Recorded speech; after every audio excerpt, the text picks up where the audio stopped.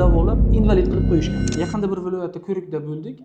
Bemorlar juda ham ko'p kelishdi. Shulardan bir achinarli bir bemor keldi. Nima bo'lgan? Shu bemor 1 yil bo'lgan tumruq qurganiga onasi unga bir ginekolog topgan va shu ginekologga borganda kelinni ko'rsatishgan.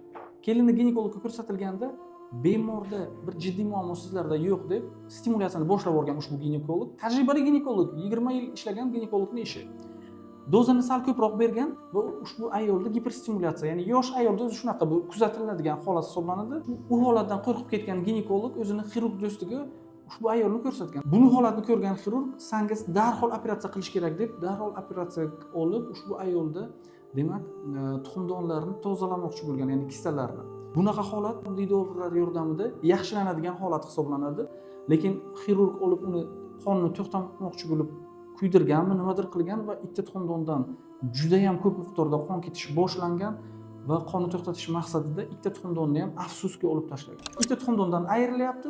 1 yil davomida hayz kelmayotganligi bilan bizlarga murojaat qilib keldi. Ko'rsak agar ikkita tuxumdon ham yo'q, albatta bunaqa holatda hayz ham kelmaydi. Biz aytdikki, bitta shu xo'jayiningni tekshiraylik dedik.